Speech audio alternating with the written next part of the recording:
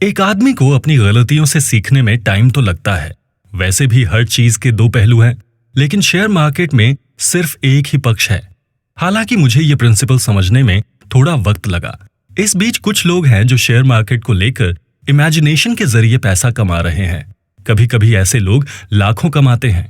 मेरे एक्सपीरियंस ने मुझे ये भी सिखाया है कि जब तक मुझे पूरी तरह यकीन ना हो तब तक मुझे स्टॉक मार्केट में इन्वेस्ट नहीं करना चाहिए। मेरे कहने का मतलब सिर्फ इतना है कि हर व्यक्ति को अपने प्रॉफिट और लॉस को कैलकुलेट करके चलना चाहिए।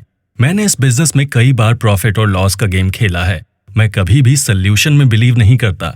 मेरा मानना है कि एक आदमी को अपने खुद के डिसीजन पर बिलीव करना चाहिए। मैं अपनी शुरुआती सफलता का क्रेडिट अपने दिमाग और अपने ज्ञान को देता हूं, क्योंकि शुरुआत में मैं इस मामले में बिल्कुल जीरो था। खेल ने ही मुझे खेल सिखाया है। मुझे न्यूयॉर्क में अपना पहला दिन याद है। मैंने आपको बताया था कि कैसे बकेट शॉप्स में शुरू किया हुआ मेरा बिजनेस एक रेप्यूटेड कमीशन हाउस तक पहुंचा। मैं उस दिन 1 बजे न्यूयॉर्क पहुंचा था और मैंने उसी दिन अपना बिजनेस शुरू कर दिया था। हालांकि मेरे लिए सब कुछ आसान था। कीमतों के अप एंड डाउन स्कोर पर नजर रखना। दिन बढ़ने के साथ मैं और अधिक एक्टिव हो गया था और बाजार मुझसे भी अधिक एक्टिव। मैं सिर्फ 22 साल का था और मैं इस खेल को A to Z जानने लगा था। मैं लगातार बेहतर कर रहा था और मुझे यकीन था कि मैं आगे भी अच्छा करूंगा। फिर मैंने एक लड़के को देखा जो ठीक उसी तरह से भाषा बोल रहा था जो मैं अपने शुरुआती दिनों में बोला करता था। हालांकि 22 साल की उम्र में कई तरह की गलतियां की जा सकती थी। कुछ दिनों बाद मैंने खुद ही महसूस किया कि मैं यहाँ इस तरह बिजनेस नहीं कर पाऊंगा। मैं फिर फुलटन के पास गया और फिर सेंट लुइस से मिला। मैंने फिर अपना पैसा बकेट शॉप पर लगाया। ये एक ऐसा खेल था जिसमें मैं कभी नहीं हार सकता था। मैं बेहतरीन अंदाज में जीत रहा था। मैंने कुछ दोस्त बनाए और क्वालिटी टाइम स्पेंड किया था। अब मैं लगभग 23 साल का हो गया था। मैं आसानी से पैसा कमा रहा था और सब कुछ ठीक लग रहा था। शायद ये वो समय था जब शेयर मार्केट अपने बूम पर था। हर कोई पैसा कमा रहा था और देश भी फाइनेंशियली स्ट्रांग हो रहा था। सन 1901 में हमारे पास 3 मिलियन शेयर थे। लोग स्टील में कमा रहे थे। शहर में करोड़पतियों की संख्या बढ़ रही थी।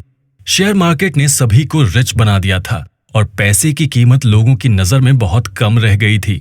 लोग स्टील में अच्छा पैसा कमा रहे थे। अमेरिकी स्टील शेयरों के लिए एक अलग से बाजार बनाया गया। कुछ ही मिनटों में ब्रोकर ने 1 लाख शेयर बेच दिए। गजब का समय था और गजब के लोग जीत रहे थे। इसी दौर में कीन ने रॉबर्ट को 1.5 लाख शेयर खरीदने का ऑर्डर दिया। 8 मई सन 1901 को बाजार बंद होने से पहले पूरी दुनिया को यह पता चल गया था कि देश के करोड़पतियों के बीच शेयर मार्केट में जंग चल रही है। पूरी दुनिया एक स्टैटिक आइटम की पावर देख रही थी। मार्केट मेरे अनुमान से बहुत हाई चल रहा था। ऐसे उतार चढ़ाव पहले कभी नहीं देखे गए थे। मेरे केपेबल ऑनेस्ट ब्रोकर लगातार काम कर रहे थे। अचानक मुझे पता चला कि जिन शेयरों का मैंने ऑर्डर दिया था उनकी कीमत 30 से 40 अंक कम हो गई है। मैंने फिर कुछ और शेयर खरीदने की योजना बनाई। मैंने तुरंत शॉर्ट्स को कवर करने के बाद लंबे समय तक रुकने का फैसला किया। मेरे ब्रोकर ने हालांकि बहुत ज्यादा कीमत के शेयर नहीं खरीदे थे, लेकिन उन्होंने एवरेज 15 अंकों के साथ मुझे पेमेंट किया और इस तरह मेरा लॉस 35 अंकों का रहा। इस बार टिप ने मुझे डबल क्रॉस कर दिया। वैसे मैं टिप को बहुत अच्छे से पढ़ता हूं, लेकिन इस बार इस टिप को गलत स्टडी करना मेरे लिए रिस्क भरा रहा। इतने सालों के एक्सपीरियंस के बाद पता चला कि मुझे ये जानकारी थी कि मुझे कब खरीदना और कब बेचना है। धीरे धीरे बाजार स्थिर होने लगा। फिर मैं कुछ दोस्तों के साथ गर्मियों में न्यू जर्सी समुद्र के तट के किनारे घूमने चला गया। वहां मेरे अलावा कई वॉल स्ट्रीट से बिलोंग करने वाले लोग मौजूद थे। हालांकि इस बार मेरे पास नुकसान के चलते पैसों की कमी थी। फिर मैंने फैसला किया कि न्यूयॉर्क छोड़ दिया जाए और कहीं और कोशिश की जाए। जब मैं 15 साल का था तब मैंने पहली बार $1000 कमाए थे और जब 21 साल का हुआ तो पहली बार $10,000 कमाए। उसके बाद मैंने न्यूयॉर्क में हजारों डॉलर कमाए और गवाए। कई बार मुझे $50,000 मिले और अगली बार मुझे पता चला कि मेरे पास कुछ नहीं है।